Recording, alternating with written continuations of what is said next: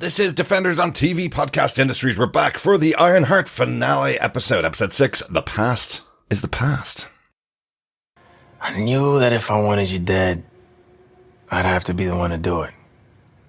I did not come here to play with you, Parker. So you came here to what? Fight me? I need you to give me that hood.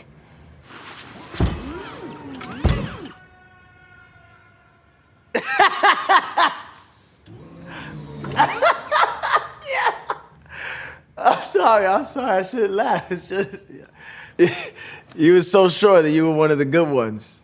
But now look at you. You have your fancy suit, but you're not gonna use it to stop a speeding train or save a city from an asteroid. No, you just want this power for yourself. That's not why I'm here. It's not worth the cost. Face it, Riri. You're a criminal. Like me.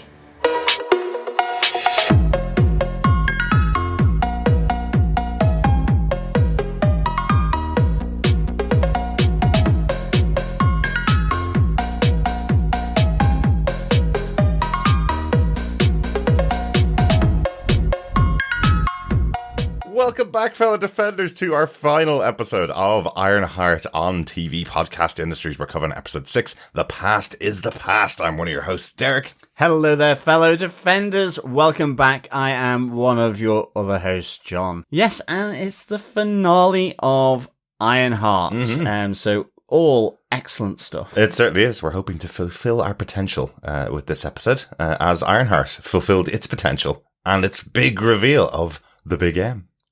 Absolutely. So yes, won by a furlong because it was actually him. And this is all anybody has been able to talk about since these 3 episodes came out.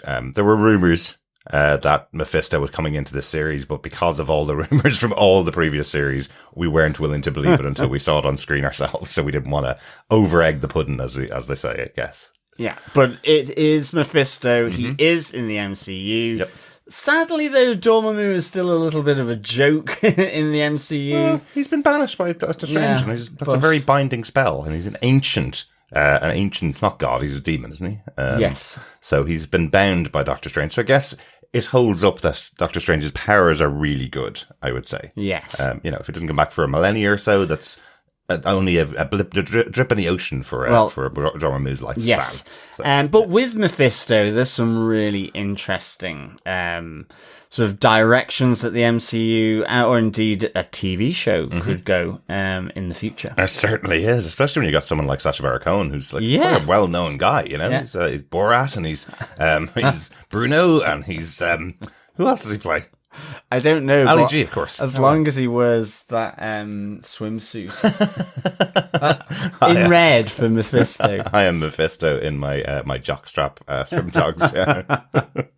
But yes, I'm sure you've seen the episode. I hope we haven't spoiled that for you. I'm sure we're not the first ones to spoil it for you if you haven't seen the episode. But we are going to, of course, talk about this finale episode in full spoiler-filled detail. Overall, though, the reaction to Ironheart has been pretty good. I think it's 85% on Rotten Tomatoes, the third highest rated project in the Phase 5 of Marvel. Yeah, that's really good. It's landed quite well. Yeah. I've really been happy with it. Well, don't get me wrong, there's the usual moaners that are out there, but in general, it's landed quite well. It's par for the course now. You've just got to deal with the old whinge bags that don't like anything. Yeah. Unless they've made it themselves, but they never make it themselves. Of course they don't. So, what can you do? Can't do much with that.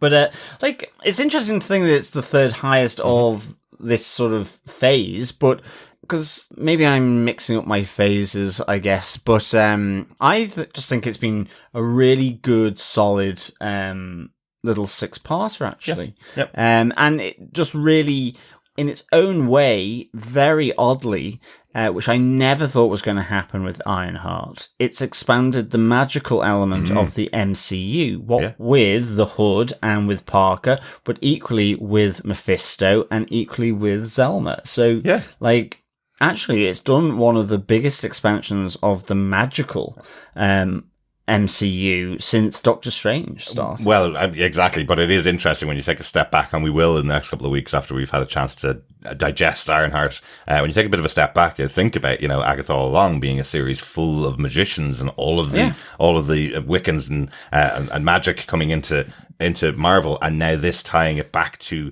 all the way back to the start, back to Iron Man, back to the technology. Well, that is true. What I mean though is Agatha obviously is in that realm because it's witches. Same with WandaVision with the Scarlet Witch and so on. But it's just this. I was not thinking magic on my radar at all for this. And I think what I mean about Agatha is that it felt like a great MCU show, a great sideshow, but didn't tie into the major narrative that's been going on since all the way back to Iron Man 1, whereas Ironheart very specifically put it on the shelf there, where we have Zeke being connected all the way back to the first villain in Iron Man, Obadiah Stane. So we have this merging of the two sides of things just as we get to the end of Phase 5 before we go into the next phase, which is starting with Fantastic Four next month. So yeah, really interesting that they've done it this way. Absolutely.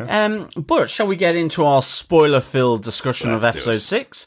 Before we do, let us just repeat our public service announcement. As always, you can head on over to our website at tvpodcastindustries.com, where you can subscribe to the podcast on any good or evil podcast player of your choice. We have, of course, been the home of Marvel on TV for the last 10 years plus. Yes. I think it's 11 now, yeah. 11, exactly. You can also contact us and send in your feedback and thoughts, observations, or theories on any of the shows that we cover by going to our email at feedback@tvpodcastingindustries.com, or you can join our Facebook group over on facebook.com/groups/TV Podcast Industries, where we have spoiler posts up for every episode of every show that we cover. So yes, please get involved over on our Facebook group. Absolutely. And the next show that we're covering is The Sandman, the final season on Netflix. First 6 episodes of that have been released. Just as we mentioned in our last episode, I know lots of people tune in for the first and last episode when we do episode by episode coverage. So you may have missed this. Myself and John are going away on holidays tomorrow, very soon. For 2 weeks, so we won't be covering that show until we get back from our holidays, but that gives you loads of time to watch The Sandman and send in your feedback on those 6 episodes as well. And also the reminder that we do have our final question of our MIT student pub quiz coming up later on in this podcast. When you get that 6th answer, add it to all the rest of them, email us to feedback@tvpodcastindustries.com within the next 2 weeks, and we will be back to announce the winner of that pub quiz. Yes. In 2 weeks' time, yeah. Yes, absolutely.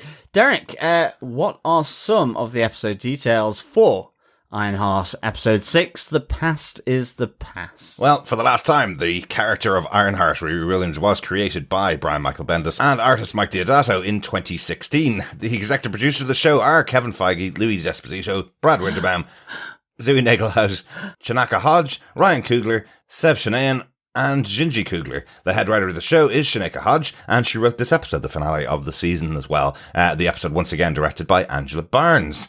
John, do you want to tell us what they gave us with your synopsis for the finale of Ironheart, Season 1, Episode 6, The Past is the Past? Sure. In a flashback, Parker attempts to rob his father's mansion with John before escaping and splitting up. Running from the security guards, he heads towards a tunnel where he meets a mysterious man with a hood.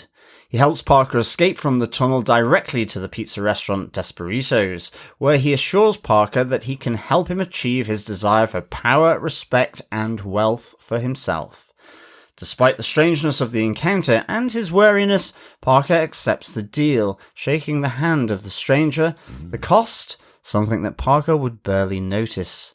Now in the present, feeling empty, Parker accuses his mysterious partner that he has not fulfilled his end of the deal, which is angrily rejected by the man, who replies that he had given Parker everything he needed and had upheld his end of the deal. Meanwhile, at Gary's auto repair garage, and unable to recreate Natalie, Riri resists her family and friends' advice and goes to Parker's headquarters, where she encounters and battles a reluctant Ezekiel still under the control of Parker and his protector. Ezekiel allows her to knock him out so he can reset and be free of Parker's control. Riri confronts Parker and demands his hood, but he warns her what it would cost her, and it's not worth it. The two battle, and Riri manages to take off Parker's hood, leaving him wallowing in a state of pain. As she is about to leave, Riri meets Parker's mysterious partner, who reveals himself to be the one and only, drumroll, Mephisto. Having observed her, Mephisto offers Riri a deal, which she accepts. The cost? Something that she would barely notice is missing. On the condition, though, that Mephisto leaves her loved ones alone.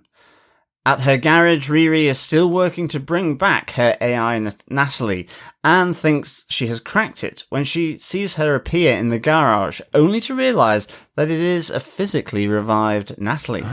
Unable to fully comprehend what has transpired, she hugs her best friend as the marks of Mephisto spread across Riri's skin. In a mid-credit scene, Parker makes his way to Stanton's sweet shop, where he asks Zelma for Supreme-like help.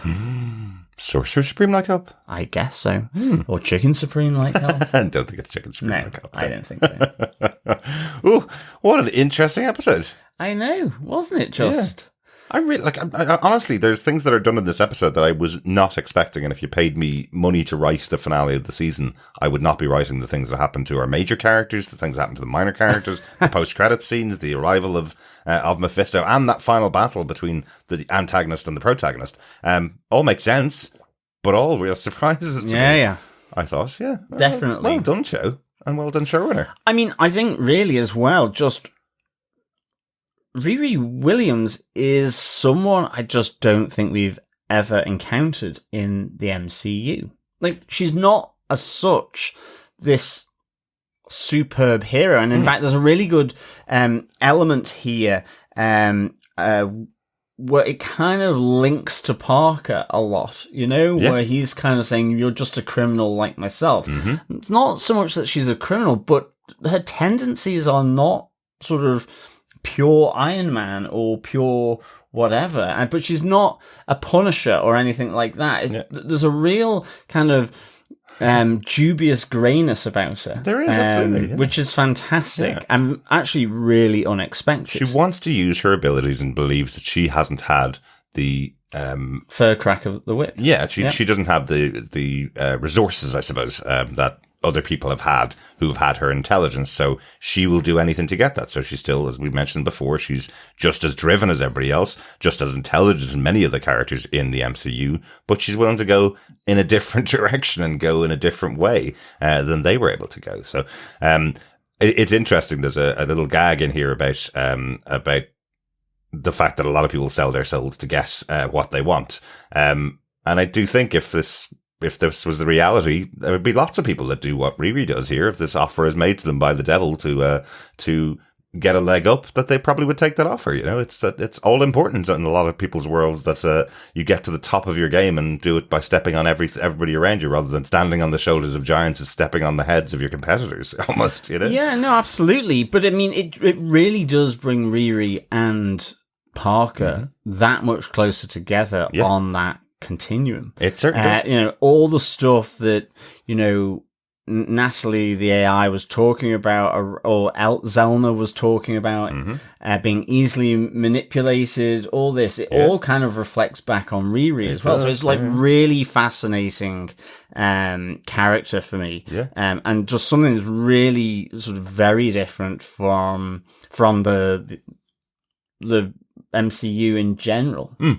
Yeah, or at very least, the general view we'd have of comic books and comic book heroes. It's very different right here with Riri Williams. But again, that probably comes from her being created in 2016. The character's only been around for 10 years now, so that's a more up to date style of character, I suppose, than we've seen in most of the other MCU movies. But let's take it all the way back to the start, John. Let's get on to our case note number 1. Let's find out how Parker got his hood. So we're back to the flashback of John and Parker in what we know now is Parker's former home. Just after John took out the security guard, they are rumbled and they break all out to try and get away. John sends Parker off on his own. Parker goes into the tunnel outside, but is being followed by all of the security guards. And out of the darkness comes, what we know now is Mephisto, but a stranger comes out of the darkness telling Parker, he's not living up to his potential, and he can help him out. He can show him the door and an exit out of the situation that he's in. Yeah, no, I loved this. I loved in particular just the door appearing to Desperitos, the pizza restaurant.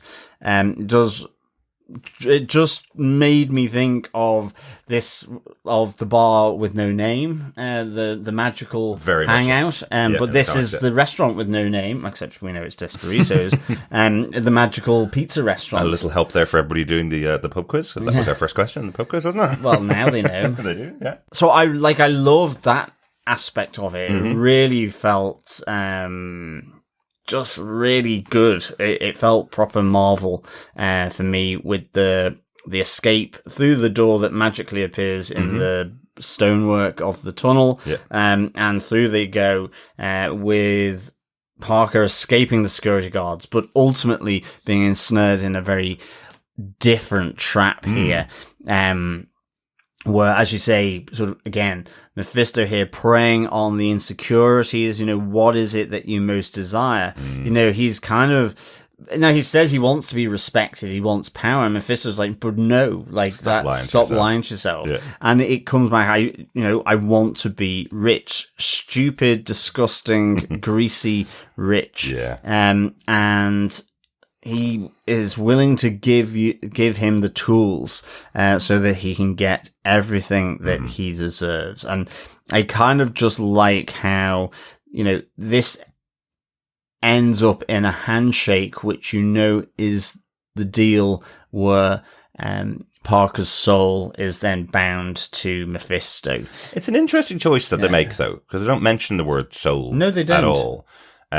And I know this is probably an MCU thing. This is probably a Marvel thing. They don't want to mention, the Christian God or the Christian beliefs, because they have, they have Thor in there. They have lots of different gods in there. I think the only time they've ever mentioned a particular religion was Captain America saying that he's Catholic, that he's Christian. There is only one God. Remember that one before. So when he's compared against Thor, but they don't really mention it. But it's interesting that the line that Mephisto is using is, "It's something that you'll never miss," and we're expected to interpret that he's taking their souls. He's going to be sending them to hell, or some form of hell, once the job is done. I mean, soul, integrity, whatever it might be. I just like the fact that, Parker is weighing him up, because it's a very strange encounter. And I like that it's sort of slightly unusual, and it's being portrayed like that by Parker. And it's like, well, what's this going to cost me? What's the catch? Yeah. And there's a huge catch, but Mephisto just powders it up as though, well, it's a cost that you're not really going to notice. Yeah. Because you don't really notice that you've got one anyway. Exactly. He's not taking your dirty socks from the back of the sock drawer or something. Like, it is something pretty serious, because he wouldn't be giving you all this stuff for free. And in some ways, as it transpires, until you notice, it's too late. Yeah. And that's the crux of it all. Absolutely. And it's just really nicely done. But, with the deal made, Parker then gets his hood, as he says to Mephisto, "You've left your coat," and he goes, "No, that's yours." And so, yes, places the hood and the cloak around Parker. Yeah. And there he is. He is captured. Yeah, so these are the tools that Mephisto's given him to accomplish his goals. It's a really interesting side of the deal that Mephisto's making here as well, that he always allows the person themselves to choose what it is that he'll give them, or what he will set up for them in return for getting their soul, or getting them. So he asks Parker what he wants, even though he has told him, "I can make you the greatest human of your generation. I can absolutely do that." And then asks Parker what he wants. Yeah. And then same thing again later with Riri. He asks what she wants rather than telling her what he could do for her. He could make her as famous as Tony Stark, but that's not what Riri wants, So that's an interesting side of it. Also, love the touch of the conversation going on, which is distracting Parker. So Mephisto just kind of snaps his fingers and makes a whole family freeze right in the middle of their conversation, just so he can focus Parker in on the conversation that they're having. So I thought that was quite cool. Yeah, and again, it's just that kind of uneasiness, that strangeness to this encounter, which I think is kept nicely sort of, it's at the right level here for Parker. Yeah. And I mean, in the end, it's his greed, it's his need, his desires that ultimately win out here. Yeah. And so, he gets his hood, but he loses, in a sense, his soul, I think. Yeah, That's exactly. really what is being exchanged here. Absolutely. And interestingly, kind of, I suppose to tie this back into the present time, his father, when he handed over everything to Parker at the end of the last episode, said to him, "This won't be enough to you." That was his kind of parting words to Parker.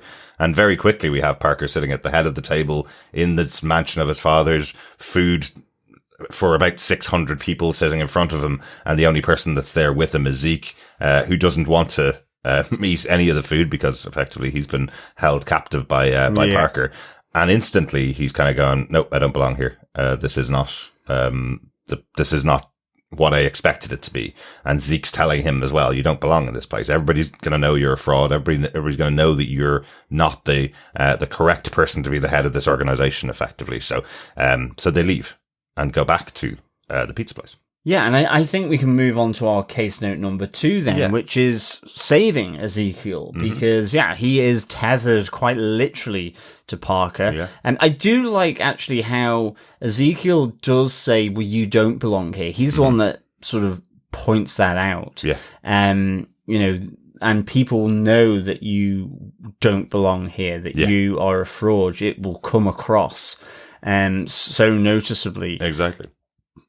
And, but then back at the restaurant, he's still tethered there. And I do like that when Riri comes to claim the hood, the standing in the way is Ezekiel with no choice but to stop her and protect Parker. Yeah. And I just like that the reset is a knee to the nuts, Absolutely, basically. yes. A hard rewire or reset.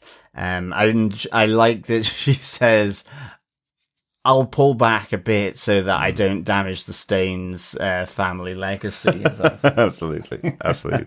Yeah, absolutely. That's hilarious. And, his kind of acceptance that I guess that's the only way you're going to be able to do it, because my entire body's protective mechanisms will kick in then, so you're going to be able to turn it off. He's like, "Okay, pretty smart, I guess. That's the way that we'll solve this." But yeah, a knee to the nuts for him, and he's left covered in a towel and recovering effectively. So that's where we see Zeke. But there is a little mention of him, but at the end of the fight between himself and Riri, when she resets him, saying he's still got a lot of anger inside him for everything that she's done, and they're not done yet. Yeah, I thought that was really good, actually. And again, it's just another little surprise here, because, I mean, firstly, I thought it was good that Riri says, "So are we good now? Are we back to being friends?" Yep. Like we started out as. And he's, like he said, "I've got all this tech and I've got all this anger. And I know that you and I aren't done. Whatever that means, however ominous or not that may be." All right, yeah. But I think it's just I think it's still ambiguous, because, he didn't kill her when he had the chance. And I think what he's saying is, "I need space." Yeah, true. Like, now, it might fester and he might go after it, or it might not fester and he might get over it. Yeah, I just like how it's kept ambiguous, and I just like how it's done. That's very good. Yeah, I think it's just because of his kind of call out to her when he was in prison, where he said, "You're selfish. You only do what you want for yourself, and it doesn't matter about anybody else around you." And that's what he got caught up in. That's how he ended off in prison, her doing what she wanted for herself. So to me, it kind of felt like he was going, "Well, I don't want to become friends of yours again, because you will choose that. Always, you will always choose what's best for you, not anybody else in the future." Was kind of the way he'd see it in the future. But an interesting one, and we do, of course, have the brand new suit from Riri here as well. So she's able to use some of her new abilities in this cool new suit made from the car. It's pretty awesome looking, isn't it? Yeah, no, it's a really good suit, this. It certainly comes powered up and is able to withstand. I mean, I know it's been primarily designed to withstand Parker, but it seems to be much better able and capable of withstanding Ezekiel's sort of bionic enhancements as well. Exactly.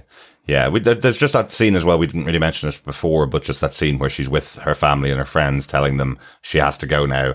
And they're all trying to tell her to take a moment and just think about it. And she just says, look, thank you all for everything you've done, but now it's time. I need to go and use the suit for what we've made it for. That's why she... Yeah, but the driving force here is the loss of Natalie. Yes. She's been trying to get AI Natalie back with, doing the brain sensor thing again, but, it's just not happening. And so, that drive then now for the Hood and to go there is because, well, magic took Natalie. Yeah. Magic will bring her back. So, like, it's really quite fundamental here, to Natalie and increasingly to Riri. And I kind of like that because I always like the interaction of Iron Man with, like, say, Thor, who's always like, doff thy drapes and all that kind of thing around, the guard and all that kind of stuff. And then with Doctor Strange, where he's like, we've got the wizard here, who's just come straight from the kids' party doing the magic tricks kind of thing. So I kind of like how this has sort of gradually progressed into sort of that melding of the magic and the tech. Absolutely. But that's really reminiscent of Doctor Doom. It is, yeah. And so this is a nice little moment because Doctor Doom is very much tech and magic. Yeah. Again, using anything at his disposal to get his way effectively. So I don't know. I know we've got Robert Downey Jr. coming back, and he's going to be playing Doctor Doom. I know that, but I do wonder if that's going to be a very similar premise to what we've seen here with Riri and how she's taking advantage of everything around her, including magic, including the offers from demons to get her way and get what she wants. Is that the same trap that Robert Downey Jr. is going to be falling into to become that version of Doctor Doom? Well, as I say, Doctor Doom and Doctor Strange also have had a number of closely connected storylines, of which one includes the whole notion of the incursions and so on. Secret War. Yeah. So, yeah, who knows? I mean, I'm fingers crossed, legs crossed, so we'll see. Yeah. See the torture and torment between those two characters coming, hopefully. Yeah. But I think on to our case note number 3, because ultimately the reason why Riri is here at the pizza restaurant is to take back the Hood. Yeah. Not the neighborhood, the Hood. The actual Hood, yes. Yeah, we see Parker has returned to the pizza parlor, and he's trying to raise Mephisto. He's tried a number of times over the last couple of episodes to reach this stranger who gave him the Hood. Here, he is actually confronted by the return of Mephisto, who's telling him, I have been in constant communication with you, through those veins that are popping up and the burn marks that are all over your body, But Parker seems to feel that because he isn't satisfied with the position that he's gotten to now that he's taken over his father's company, that Mephisto hasn't upheld his part of the bargain. Once again, this is a demon who's made a bargain with you. He'll do exactly what he said, down to the letter as to what he said he was going to do, not what you wanted him to do. And that's what we find here with Mephisto. He's telling him, I gave you the tools, you said what you wanted, and now you've got what you wanted. I've done everything I'm supposed to do. So, well, that's it. But then he says, like, you've made such a dog's breakfast of everything. And I guess it's, you've sent your crew away. You've got your best mate killed. All this in pursuit of what you wanted. And you used the tools how you wanted. Exactly. And, he says, I've kept every letter of our agreement. I like how he is kind of forceful here to Parker's assertion that he hasn't come through on the deal. And he gets like, well, maybe I should replace you with someone more appreciative. And this is where, that realization, it's like, well, no, I can't lose the Hood. And ultimately what we find when Riri arrives and through that is there is a addictive element to the use of the Hood here. Absolutely. And I think that's more evident, back in some of the synopses for the previous episodes and some of the discussion points we've had about the previous episodes. Every time Parker does one of the things that drives him on and one of the pushes people out of the way to get what he wants, that's when the creep starts to come in from the influence of the hood. That's when you see more of the veins coming through every time he's moving towards his goal, pushing people out of the way. That's what was happening the whole time. So yeah, the influence of the hood is the big thing here. And we have the battle where Riri uses the magic that's been put into the suit by Zelma. Yeah, that was really nice, actually. Yeah, I thought that was nicely done. How she used it to counter the hood. I do like as well this sort of the initial element here, just before they really get into the battle, where Riri basically says to Parker, I need you to give me that hood. Yeah. And he's like, no, you want the power for yourself. You're a crook like me. And I think that's the interesting thing for me from this episode, is that statement to Riri, and what transpires later, as we'll get to in our other case notes, is she's closer to him than you would ever imagine. Absolutely. Even though they're fighting. Yep. And actually, are they fighting because they're so similar? You know, it's the same thing, buttressing up against one another in a sense. And they both feel that they've been hard done by. They both have this desire to do something beyond what they've managed to do so far. And so there's real connection between these two. And I just do like then how this plays out with the fight, which is really good, with the different incantation spell that shows up like you would see with Doctor Strange. Yeah. But I mean, Parker goes full demonic. You see real demonic, almost a werewolf vibe at one point for me. It felt. I would say this is quite similar to what Mephisto looks like in the comic books. He doesn't go red. Parker doesn't. His eyes go black, and he has the really pointed teeth, but his face is kind of becoming elongated as well. It does feel really demonic. It's like he's being possessed while he's in the fight. And then this scene kind of reminded me a bit of Thanos on Nowhere, where he did the elaborate setup that made it look like Gamora had killed him, and it ended off that was just his way of using the reality bending stone. Yeah, it was the reality stone. Yeah, so that's kind of what the magic that Riri uses here through her suit. She uses it to make it look as if she's exploded the entire suit, killed everything in the room, but actually the suit's absolutely fine, and she's able to get behind Parker and take the hood off. Yeah. Yeah. And that's, again, she rips the hood from him, and I love how you kind of get that black demonic sort of power leaving him, and he's writhing on the floor saying, it hurts without it. Yeah. So, it was, again, it's very brutal, of Riri. So, now, not saying he wouldn't do the same thing, but Absolutely. It's just like, it was just really played well. And I just feel it was like two peas in a pod effectively fighting here. Yeah. And that's what was really surprising as this transpired for me. Absolutely. And then when I thought about it afterwards, I went, wow, Parker actually told Riri back in episode 2 how to beat him. He said to her back then, if I don't have the hood, I'm nothing. I'm just a normal human being without the hood. So it literally was setting up that all she had to do was take the hood off, and that's him beaten. He's done. She leaves him pleading on the floor to give the hood back. He's in pain because all of the damage that the hood's done to him doesn't go away just because she takes off the hood, but now he has none of the power that's been able to help him overcome that. He's been putting the hood on more and more, as he described, because the pain, it's been more and more painful. He's been having ice baths. He's been covering everything up, but the only thing that's really been helping is the hood. But that's the addiction, I guess, as we said. So, So interesting that's how it all played out, that we heard at the start, take the hood off him and he's done. And now at the end, there he is. He's done. But yes, on to case note number 4 on the way out.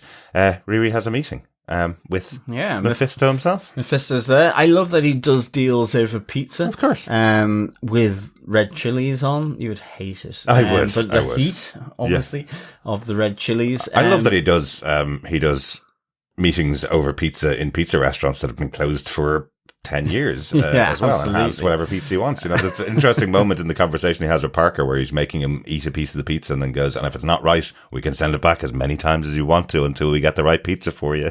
Yeah. And here he is sitting in this pizza restaurant again, having another slice of pizza, Yeah. even though there's nobody there to cook it for him. And offering Riri a deal. And I like this. It's slightly nuanced to what Parker was given, but he says, I want to help you realize your wildest ambitions. Yes. I'm here. I help the unseen and the unheard. And you can tell that would just fit into Riri. Again, you have Riri being a little bit sort of suspicious, like, do I know you? You know, who are you? Where have you come from? How are you eating a pizza? You know, that you can get that sense of uneasiness, wariness from the strangeness of the situation. He's basically offering her what she wants, to work together with my skills and your once in a generation mind.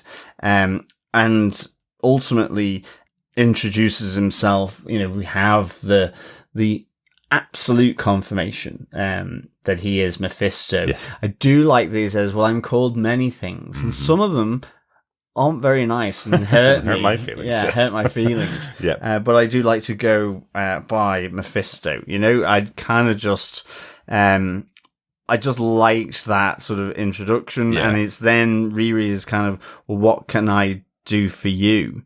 You know, what is the cost here? And again, she does ask that, and he says the same. It's nothing you're going to miss. It's interesting, isn't it? You wonder if there's a bit of magic in those words that he says, because neither Riri nor Parker interrogate that any further. No.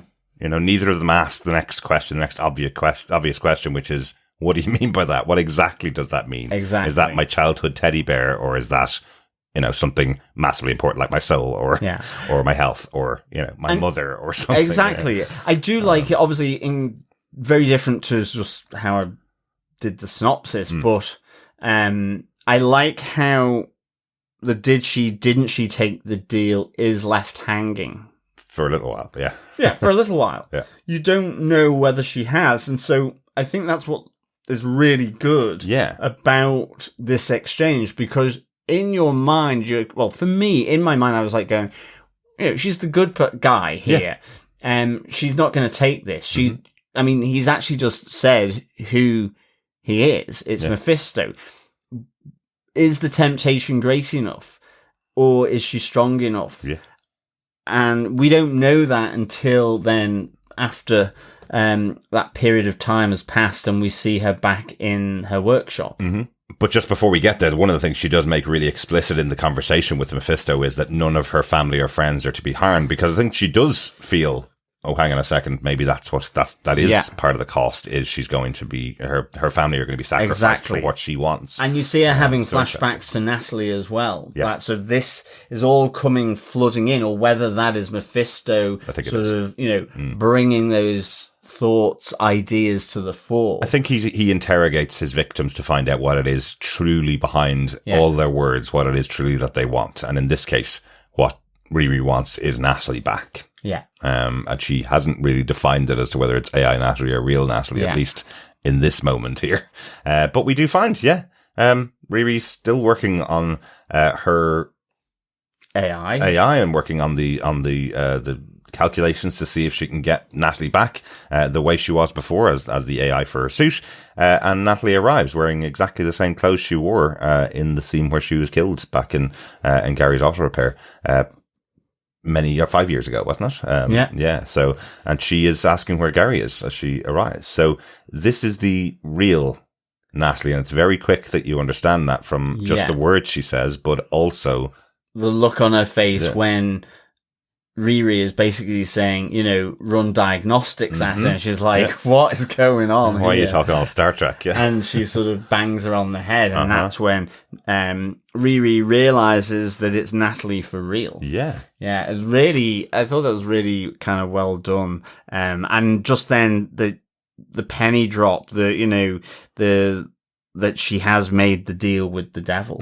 And you get the skin distortions coming across her forearm like you saw with Parker. So you're just like, oh, okay, she did it. She took the deal. She took the deal. Yeah. And I thought this was just really such a good reveal, how it just kind of happened. And effectively, I guess, a resurrection in... Or something that, you know, who knows? I say it's the Natalie for real, but what is it? Who is it? Is it Natalie? Yeah. And I mean, if Xavier and Ronnie, or if Xavier was freaked out by the AI version, yeah. Wait till he sees his real sister. Yeah. Resurrected, maybe even more freaky. Just a bit, yeah. Well, it will be, yeah.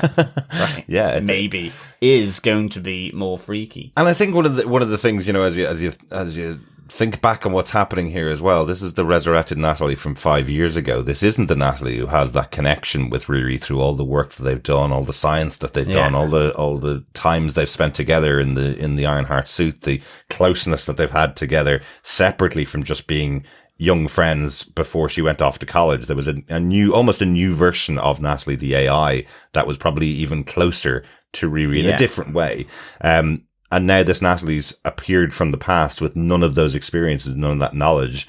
And Riri knows that the reason that she's there is because she's made a deal with a demon. So I just hope we get some kind of follow-up to this in the future in the MCU. There's got to be. There's got to be. You can't just chuck this out there. I just was really expecting to see the Natalie AI return at the end of the season. I wasn't expecting this at all. Yeah.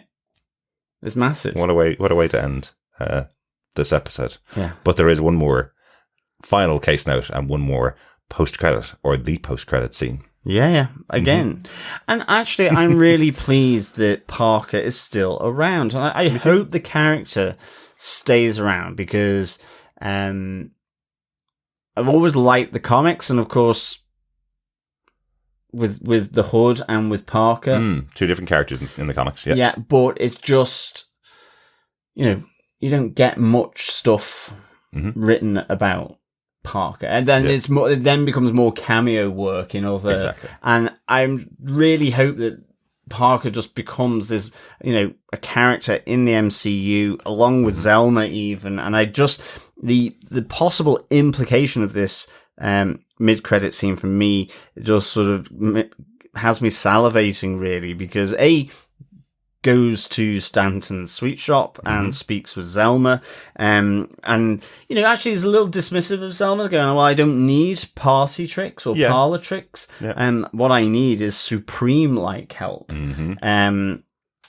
But, you know, okay, let's kind of work together is the kind of feeling here. Let's see what we can do together. What his intentions are, whether it's to try and get the Hood back, whether it's to deal with the pain, the everlasting pain that he's in because it hurts without the Hood. Yeah. I mean, I'm guessing he's still got all the money.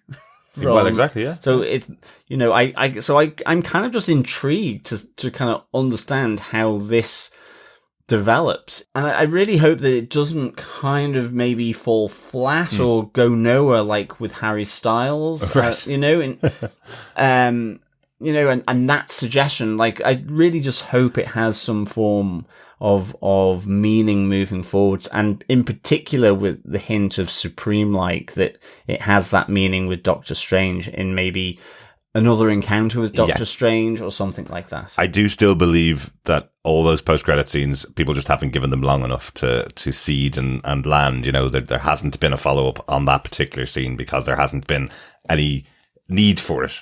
But there may be a need for it in a future Avengers movie. So yeah, maybe we may have Harry Styles arriving in the next Avengers movie in Doomsday That's for true. 10 seconds. You know, that's all it needs to follow up on that little moment. But as for this, I do think you're right. I do love the idea that maybe this could be the opportunity for Zelma to seek out the help of the Sorcerer Supreme, Wong, and maybe meet up with Doctor Strange, you know? Yeah. Maybe that's the way that they can set this up. Now we can bring Zelma in. Zelma can go off and find Doctor Strange. You know, Doctor Strange is one of the most senior members of the Avengers left, you know, along with Sam Wilson, Captain America, of course, being one of the most senior members, and then the members of the Thunderbolts setting up their own Avengers too, you know? So we have all of those camps, and maybe this is the connection from Riri Williams and Ironheart through Zelma and Parker. That's how they all connect into the Avengers, right? Yeah. Zelma seems to know Doctor Strange really well. Her mom went to Camartage, so she seems to know all about Doctor Strange. So maybe we will get that as they are draw into the Marvel Cinematic Universe of movies as they come up. It'd be cool. Yeah, no, it would be really good. As I say, I'm still holding out hope for getting Brother Voodoo in as well. And maybe setting up Strange Academy, maybe. Yeah, even maybe, something like that. Yeah, maybe Zelma and Parker could go there. There is that mention of Zelma that she felt that Camartage would be her reach school, that she'd love to go to Camartage, but maybe if you set up a Strange Academy in the Bronx, she goes back to the Bronx and Parker goes with her and they learn real magic. Yeah. I think it's Strange Academy is set in New Orleans. Oh, very good. Yeah, very good. There you go. Really cool. Yeah. I was just because of her I Love the Bronx or I Love Brooklyn t-shirt that she was wearing. I mentioned that. So she is from New York as well. But a cool little post-credit scene. Real surprise. I did not expect Parker to be going to seek help from Zelma, and I did not expect Zelma's reaction to be, interesting idea there, you know? I kind of expected him to be thrown out the door and her to go, oh, but you're the one that we, like, imbued the Ironheart suit with power to take down, you know? Maybe they'll be working together. Interesting. Yeah, absolutely. But overall, that is the end of our discussion on Ironheart. Any notes, any points that you want to make that we haven't talked about, John? It was just to say that the opening Ironheart here is on the table full of food that Parker and Ezekiel are sat at. So, yeah, spelt out in the table with all the food surrounding it. Yes, it is. It is written there right at the beginning. Thought that was an interesting place to put it. But kind of cool having those all the way throughout the season. The names of the episodes, as we mentioned before, very similar to what was done in Miss Marvel as well. So that was kind of cool. There is one that I wanted to mention, but it's our pub quiz. So I'm going to leave it for this time. But I just don't like that Mephisto threw a specific person under the bus. The specific person does not deserve to be thrown under the bus. There's a lot of other people called out less specifically, let's say. And I don't think that person deserved to be called out the way that they were. That's all I'll say. Right. Okay. We will talk about that next time, I think, when we get to our wrap-up. But, John, do you defend Ironheart? Season 1, Episode 6, The Past is the Past. I really do. I give this 4.5 Devils May Cry out of 5. Yeah, I just was really surprised at this. I loved the total unpredictability of what was to come with Riri taking the deal from Mephisto. Mephisto being there for a start. I mean, we've been talking about this since WandaVision. Yeah. Agatha all along, we talked about Mephisto. We've been seeing sights and sounds of Mephisto all the way through the TV shows, and finally comes through on little old Ironheart, which I wasn't expecting. I love that you have Parker surviving, connecting in with Zelma, see what happens there. But I think, interestingly, Riri, as I said, just the fact that she takes the deal, ultimately is, fewer than 7 degrees separated from Parker in terms of his own motives. And I just really enjoyed that. It was very unexpected for me. I think it's a real nice addition to sort of the characters in the MCU. It feels quite different. It does. I know you can have anti-heroes. I don't even know whether you could say she's an anti-hero.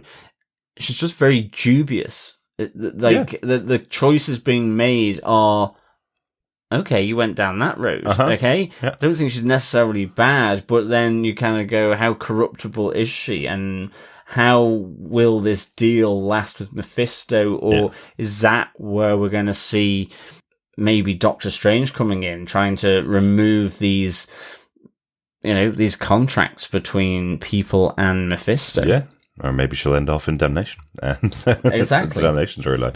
It is interesting. I do love that you just called 6 degrees of separation one less than 7 degrees of separation, John. Or lower than 7 degrees of separation. Very impressive.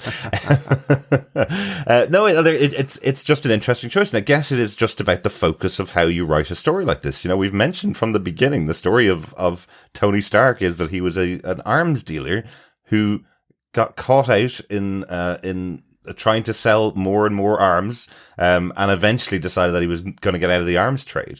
But he was an arms dealer to begin with for quite a long time in his life, you know? Here we've got Riri Williams at the start of her life, just around her college career, and she wants to get a leg up, so she will use any means necessary. And right here, making another terrible decision and trusting in Mephisto. It's a really interesting idea. She's not at the end of her life. This isn't her core personality. She has the way of pulling back from it. She has friends and family who can help her through it. But this is the most obvious candidate I've seen of the Marvel TV shows for a second season.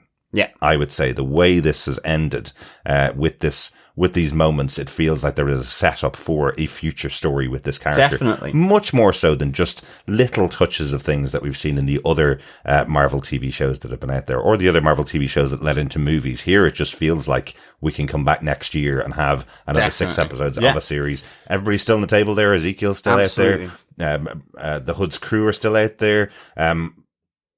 Parker's still out there working Mephisto's still out there, and Mephisto will be. always be out there. And as they say, John, the reason why you didn't expect Mephisto to turn up in this is because the devil is always where you least expect. Well, that is true. That is true. But overall, for myself as well, I really do defend this episode of Ironheart, and really do defend the season. As I say, it's been a real surprise, especially when you get to the end of the season and go, "Wow, what a way to end it!" When you have your major character accepting the hand of fate from the devil.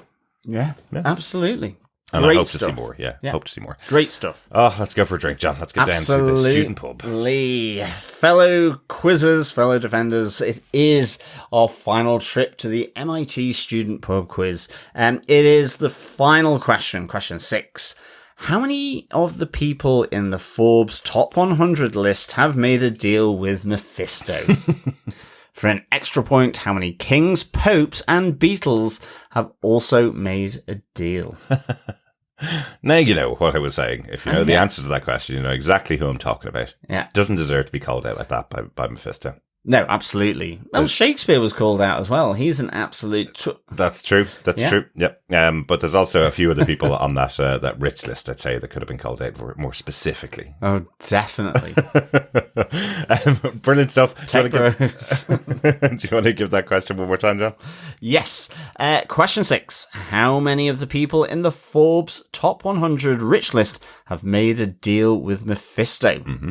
For an extra point, how many kings, popes, and Beatles have also made a deal? Very good. That's the 6th question of 6. If you've missed any of them, pop on over to our website at tvpodcastindustries.com. Go to pub quizzes. All 6 questions are up there. And then email us before the 21st of July with all your correct answers. And you could be in with a chance of getting your hands on some Ironheart goodies. Just email us to feedback@tvpodcastindustries.com. Yes. And I should say that is according to Mephisto. According to Mephisto. Sorry, of course. Yes, not according to us or real life. Because... oh, well, no, I'd say it's probably quite accurate.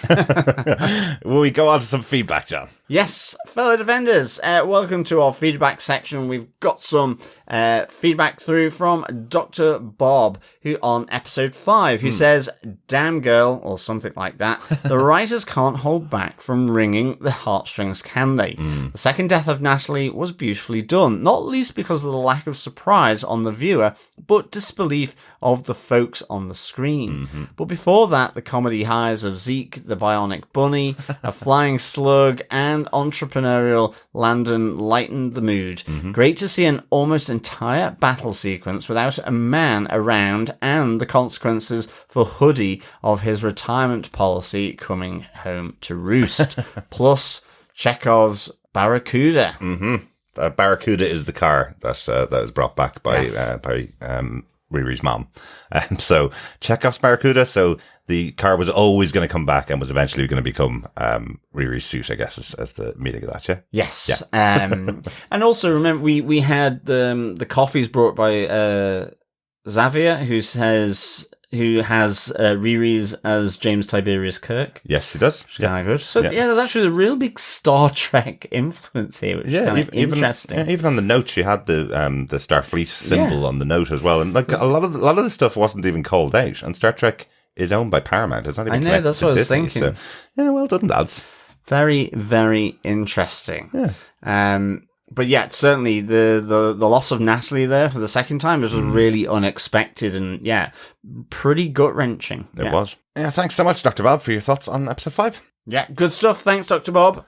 On to some feedback on episode 6. Coffee and Vodka on his email says, "Greetings, fellow Fool Me Again Defenders. The reveal made it all worth it, complete with a hero on his hook. Best of all, played by Borat himself.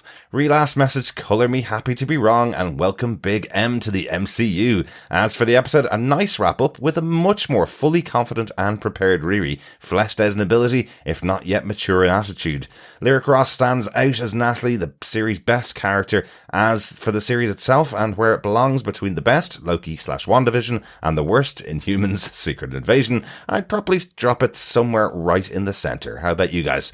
4 ballsy solutions, second sorceress chances, and real true Mephistos out of 5. Peace and take care. Coffee and Vodka." Excellent stuff, Coffee and Vodka. Really glad you enjoyed the reveal of Mephisto as much as we did. I think for me, this is really upper centre, but that's because I just like the magic side of it. I'm stoked by just having the Hood in there, and Parker and Zelma, and I think this episode just was like a bit of a surprise for me. It was a real spin, wasn't it? Yeah. And I think you're right, complete with a hero on his hook.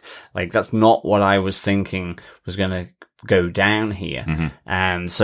Interesting. Yeah, and I think just the shortness of that final battle between Parker, because it had been so important that they were building a suit specifically to battle against Parker, and then it was, she just used the magic to confuse him and take off his hood. It's like, how are they going to finish the show now? And then they finish the show with her doing a deal with the devil. It's just so unexpected.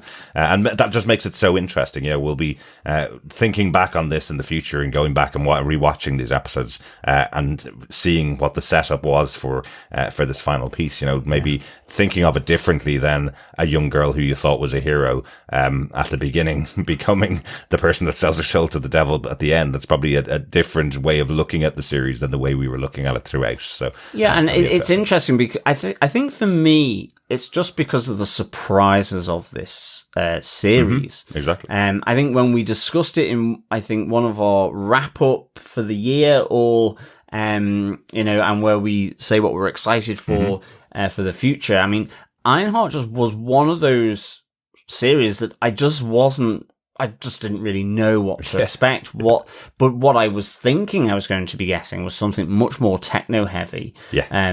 Not the type of thing, but a much more Iron Man type thing, like from the movies. I thought it was going to be much more like that. And then finding out that Parker and the Hood was going to be there, I was going to go, okay, grand. And then actually, it makes sense, this sort of melding of the technology and the magic, given we're about to go into Fantastic Four, and their main antagonist is very well known for utilizing both technology and magic superstition in order to get the upper hand, as we discussed. So this really just held a lot of surprises for me. So I would say upper middle.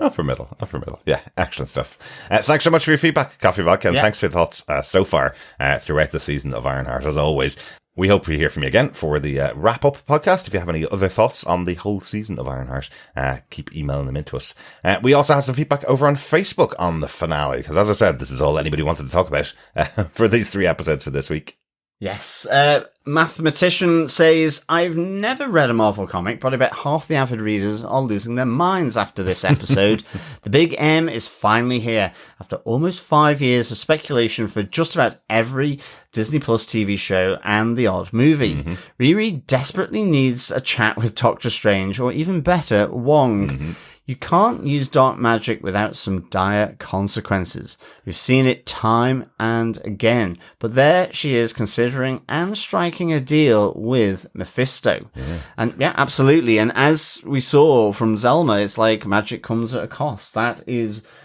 Certainly, Lashley has been one of the huge things in the whole magic Marvel area. Absolutely, is that magic is comes with a heavy price on the user. So we'll see how real Natalie plays out as well. That could turn a bit dark, depending on who the writer is. Absolutely. Mathematician continues, did you catch the reflection in the spoon when Riri and Mephisto were chatting in the diner? Was that Mephisto's real look reflected? Do you know? We didn't catch that. No, we didn't. We will have to go and check that out. Yes. We are going to do that right now. And we're back. We've just watched it. We have. You can see it very clearly, can't you? Yes, it definitely looks like his real look. He's certainly redder, and his eyes are kind of more sort of sparkly demonic. Well, they're yellow, yeah, and he's got the black hair and no beard. So I wonder, is it actually Sacha Baron Cohen in full costume for that moment, or is it CGI done? I wonder. Could be CGI done, but it's certainly there, mathematician. So good spot. Thank you for that. Yeah, we didn't want to read anything about the episode until we'd recorded. So thanks for telling us about that, so we could go back and check it. It's very cool. Yeah, thanks. Mathematician continues. After clumsily landing Zeke in a mess in the previous episodes, her answer to setting him free from the Hood spell is to drop kick him in his 2 veg. Not my type of friend. Interestingly, for season 2 is that it looks like Riri has done a deal with the devil, receiving an alive and well Natalie in return, whereas Parker looks to be trying to find a way to arm himself with magic for a return meeting to take down Mephisto. Who knows which side Stain will end up on. More questions than answers at the end, but a great series. Each episode felt like it got better than the previous one, and I can't wait to see where they take her character moving forwards. The series score, a 4.5 Ironheart fries out of 5 for me. Loved it. Very good. Excellent stuff, mathematician. Thanks so much. Really glad you enjoyed it. I think totally agree with your score for the series, and I think it built. And I think this last episode was full of surprises. Yeah, it was. It was. I do wonder if they had released it weekly, would it have hit a bit better? Having this reveal in the last 6th episode, because I do feel this is all anybody's been talking about is just the reveal of Mephisto, and have missed some of the nuance that was in there in those other 2 episodes, because I really liked episode 4 and I really liked episode 5 as well. So I wonder if this reveal has overshadowed it a little bit. Definitely got a couple of people that have been moaning about this just being a rip-off of Iron Man being replaced by a young black girl, you know, and suddenly it's like, oh, hang on a second, maybe we should have been checking out this show because something big's happening over there, you know, which is always a fun thing to happen to idiots like that. Exactly. Great stuff. Thanks so much for your feedback, mathematician. Yeah, thanks so much. Next up, Donald Dennis had some thoughts as well. He said, wow, what a final episode. I hope this is the last we see of the Hood, though. I just wasn't in love with anything about this character, from the special effects to the character itself. Mephisto was pretty neat to see, but I didn't find him to be a convincing salesman. In all, I give the series 3 out of 5 robot suits. Also, I guess on the will I defend the series or not, I'd still have to say yes. For me personally, it's a bit weak, though. But did I watch every episode? Yes, I did. Was it great to have representation? Absolutely. Do I understand why the Sorcerer had so much Steve Urkel energy? No, I do not. Was there real emotional impact when the AI was being compromised? Without a doubt. Excellent. Thanks, Donald. There were some great emotional moments throughout the series, but definitely I think when you have a character as well performed as Natalie, taken away from you in 2 different ways, as mentioned by Dr. Bob, it does pull the heartstrings in such different ways throughout the season. So they did a great job there. Zelma, a bit of Steve Urkel. Now, I know Steve Urkel is very popular in America. I don't think it's ever really made over here to Europe. But he's basically a nerd character. I just think it looks exactly like Zelma from the comic book. Yeah, no, it is. And like, she is a nerd. Yeah. Like she gets like involved with the librarian. Yeah, exactly. That's what I was thinking. So I think she works that way. But great stuff. Thanks, Donald, for your thoughts. Yeah, thanks, Donald. And finally, Dr. Bob said, really sorry to be missing Chris in these episodes, but very much enjoying the pair of you. Well, thank you, Bob. Thanks, Dr. Bob. Yeah, thanks, Dr. Bob. And then on the next series that we will be looking at, which is The Sandman, Dr. Bob says, the Sandman delay is appreciated too, as trying to keep up with 2 shows a week and the rest of life can be a bit hectic. Tell me about Yeah, it. it certainly can. Thanks for all the joy you bring, Dr. Bob. Good stuff. Thanks, Dr. Bob. Thanks, Dr. Bob. Really pleased you've been enjoying the coverage of Ironheart. Mm-hmm. And yeah, we can't wait to get into Sandman. But Yeah. we'll be kind of facing off with about 1 million episodes to do when we come back from Halls. I don't even want to tell you that there's also Fantastic Four, and we were thinking about doing Superman as well, which is also coming out in July. So there's quite a lot of things going on. We'll get there, though. Yeah, We'll get there. one-word answers. And we've still got the Wheel of Time. So Yes, we do. Yes, we Season do. 3, sorry. So our coverage of Sandman is going to be, did you like episode 1, John? Yes. Yeah. Did you like episode 2? Yeah, it was Yes. pretty good. Yeah, one-word answers. Okay. One-word answers for good. our coverage. Oh, good. Brilliant stuff. This was not a one-word podcast throughout our coverage of Ironheart. Thank you so much for sticking along with us throughout these 6 episodes of Ironheart. We hope you'll join us for our pub quiz and our wrap-up on Ironheart in a couple of weeks' time. Email us in with your answers to the Ironheart pub quiz to feedback@tvpodcastindustries.com, and you could be in with a chance of getting some Ironheart goodies in that pub quiz. Hope you've been enjoying that as well. Yeah, absolutely. And yeah, until we come back mid-July with, as Derek said, the pub quiz wrap up, but also the Sandman. Can't wait. Also, a big shout out to the song Tech, which was written by Void, which we're using for our theme tune for this techno. We'll have to now sort of try and merge it with techno and mysterious magical stuff, or like The circus. Yeah, I don't know. Magic Maybe. tricks, you know. Maybe. I'm thinking of Tony Stark there. But yeah, thank you so much for Thinking of Robin. Batman and Robin there. thank you so much for the Void for allowing us to use the tune through the Creative Commons. But as always, fellow defenders, until next time, keep watching, keep listening, and of course, keep defending. Bye. Bye.